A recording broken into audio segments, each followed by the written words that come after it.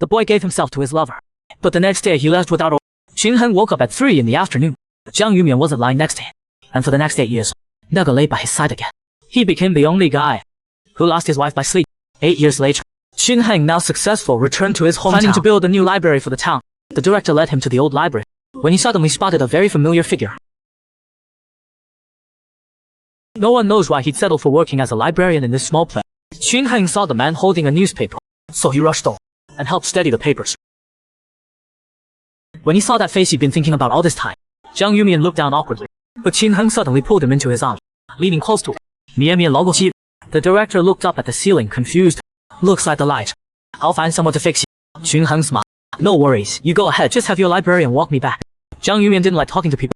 The director was about to talk, but surprisingly, Jiang Yumian agreed. The snow outside the library was... Jiang Yumian slipped and nearly fell. Luckily, Qingheng caught him in his arms.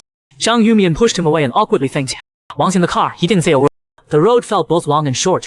Soon they arrived at the hotel. Qingheng asked if he wanted to come up. Don't worry, I'm sitting on a chair. Jiang Yumian hesitated in the car for a while, worried the other would figure out why he'd moved here, but eventually agreed to Qingheng's request. Qingheng caught up with Jiang Yumian, asking where he'd been all these years. Jiang Yumian smiled. Jiang Yumian's face turned bright red. Don't flatter yourself. Qingheng suddenly leaned close. Am I flattering myself? Then he pinned Jiang Yumian down. You're the one who used to sneak and skip class to get a room with me, right? That was the... Jiang Yumian's eyes welled up with tears. I used to like you, but you didn't want me following you around. Qingheng laughed in disgust. 8 years ago you had your way with me and then ghosted me. And now you're saying I didn't like you. Jiang Yumian looked pitiful. Qingheng's face softened. Mian, I wanted to take you with me. But you disappeared for 8 whole years. Their story began that summer. Jiang Yumian was an unloved illegitimate rich kid, and his mother was totally unreliable, often leaving him alone with the housekeeper. To improve his grades, she hired a tutor. That was Qingheng, working his way through college. The first time he met Qingheng, Jiang Yumian completely ignored him, determined to kick out this guy interrupting his TV time, even offering double what his mom was paying. But Qingheng wasn't having it. No studying.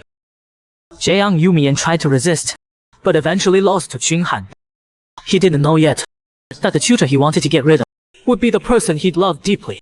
Just because he couldn't get it up at 3 in the afternoon, his wife ran off on him. When they met again, 8 years had passed. Hongheng had become a rising entrepreneur. Jiang Yumian had transformed from a lonely rich kid into a refined young man. They held each other, lost in memories.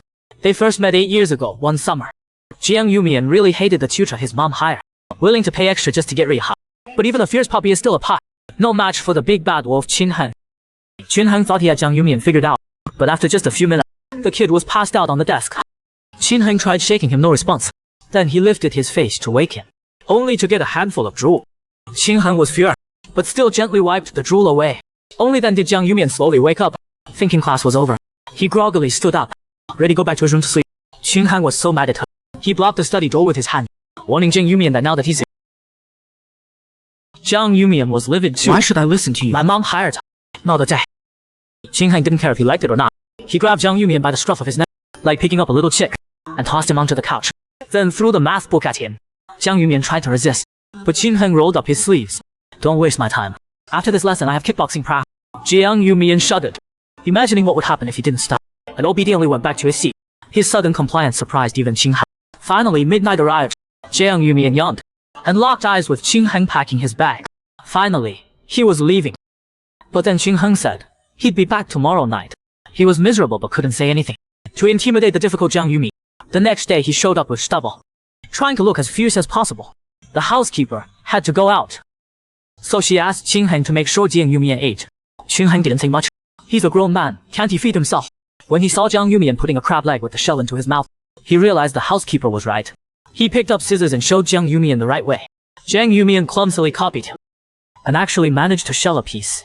Jiang Yumian's eyes curved into crescent. You taught me something useful. Qingheng tapped his head, laughing. Eat up, we still have tutoring after.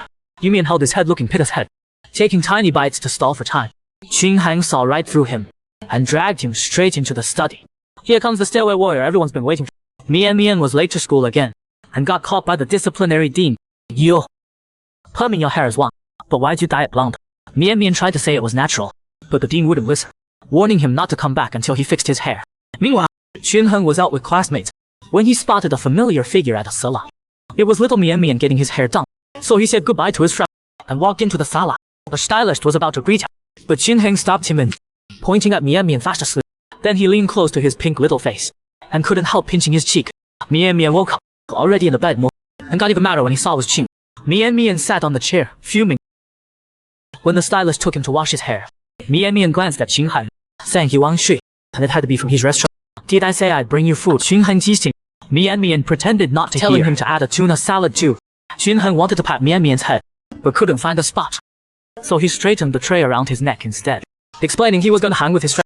While Qinheng was eating with his friends, he suddenly got bombarded with texts from Mian Mian, so he had to say goodbye to his friend and go get Mian Mian his takeout. Mian Mian was really demanding, refusing to let the stylist buy, insisting it had to be Qinheng. When Qinheng walked in, he complained with a straight face that he was starving. Qinheng put the food on a nearby chair. Mian Mian couldn't reach it and was freaking out.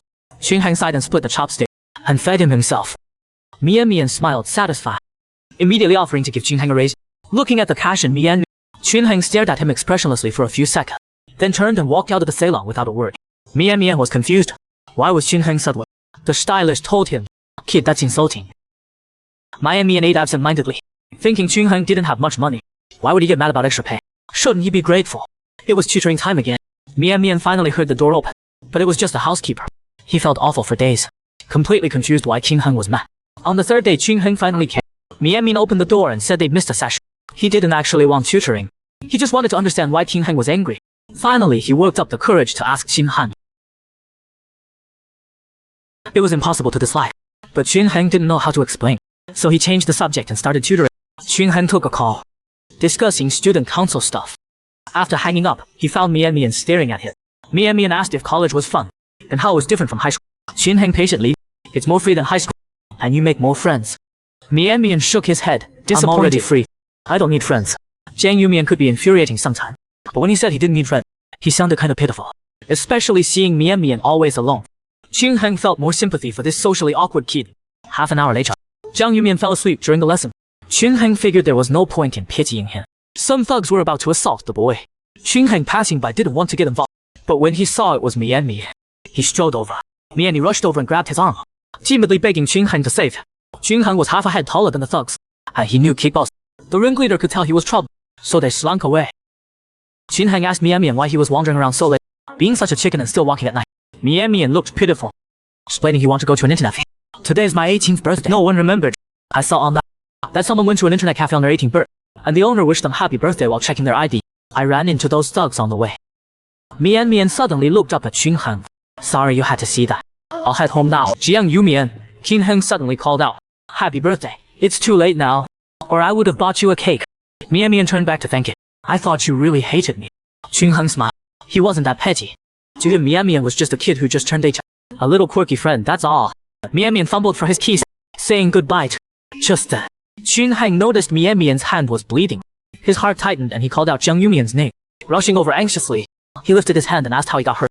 Mian Mian was about to say he didn't know, when Qinheng's phone rang. But Qinheng ignored it, pulling him to the elevator, asking if he had a first aid kit. Mian Mian said he didn't know. They searched forever before finding it. Qinheng carefully treated Mian Mian's wound. Mian Mian felt uncomfortable. No one had ever been this nice to him. Qinheng noticed his color was and touched his forehead, telling Mian Mian helplessly that he had a Mian Mian collapsed on the couch. "What do I do with a fever?" Qinheng was tired but couldn't leave sick Mian Mian alone, so he prepared to go buy medicine. But Mian Mian stopped him. "I don't want medicine. Can you buy me food?" Qinheng was exhausted, telling himself, he's just a sick birthday boy. Jiang Yumian's life seemed to be just eating and sleeping. Qinheng didn't buy. He checked the fridge and found some ingredients.